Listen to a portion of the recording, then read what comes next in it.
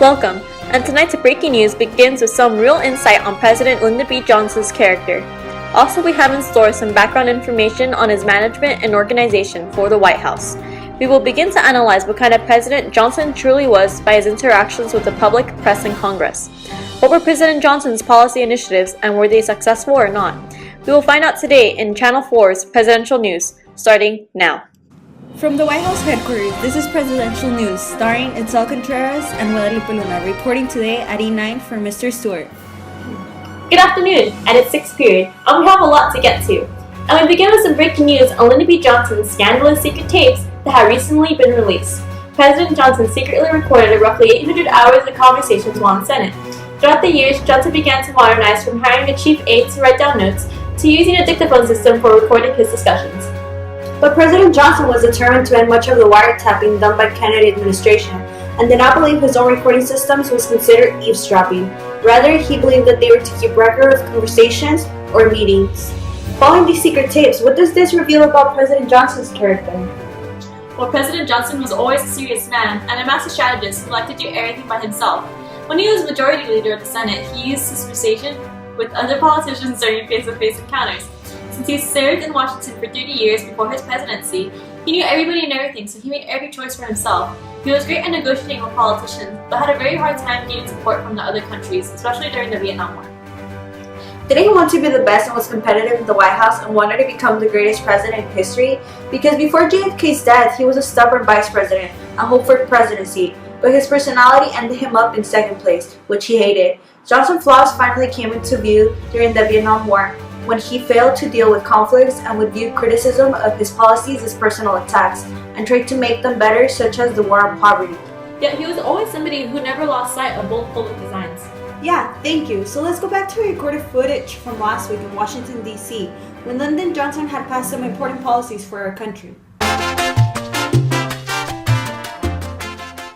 We're here at the White House, and Lyndon B. Johnson passed one of the most important civil rights policies, including the Voting Rights Act that outlawed discrimination in voting. The Civil Rights Act made it illegal to discriminate those under race, color, religion, sex, or national origin, and the Economic Opportunity Act, which aimed at discovering and fixing the cause of American poverty. These acts brought down the barriers that restricted African Americans from using public accommodations, end discrimination in where they choose to live, and ensure all citizens the constitutional right to vote. Guadalupe, do you have any further information to provide for us? Yes, Itzel. He also wanted to make a great society for everyone by creating Medicare and Medicaid programs to provide federal health insurance for the old and poor. He aimed at improving education for the disadvantaged, preventing crime, protecting the environment, and reducing air and water pollution.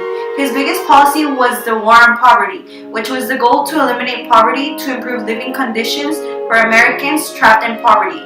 92 have outreach to help the poor, and some are still active today, such as Head Start, Food Stamps, Social Security, AmeriCorps, and Job Corps.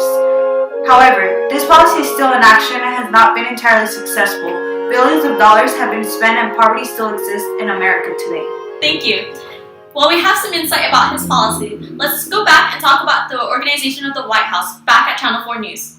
Well, that was some really good information that we received last week. Now, here's the model for the organizations the president has schemed for the White House. The first is the hub and spoke model, which can be visualized as a circular structure. And the second is a pyramid model, which is based on strict military-like chain of command that emphasizes a powerful chief of staff, in this case LBJ, who is highly visible and accessible to the press.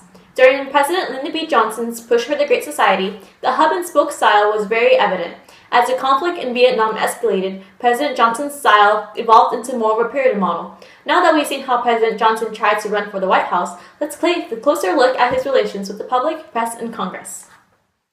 Presidents need to persuade the public to support their policy proposals so they could be effective. Johnson was good at persuading the public for welcoming his policies before the Vietnam War.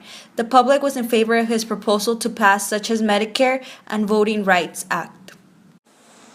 President Johnson would have succeeded in the Vietnam War if only he was able to overcome the pressure by the media. The president was so busy with the press that he could not question the establishment of the war itself. After John F. Kennedy, we seek presidents who are enthusiastic, comfortable, and affirming, and those who weren't at disadvantage. Because of modern-day technology such as television, we received our first impression of all running candidates through the internet or television.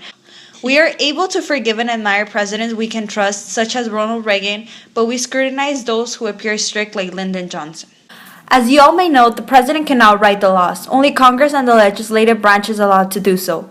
President Johnson proved that a good relationship with Congress can have a president's vision come true and signed the legislation he fought for.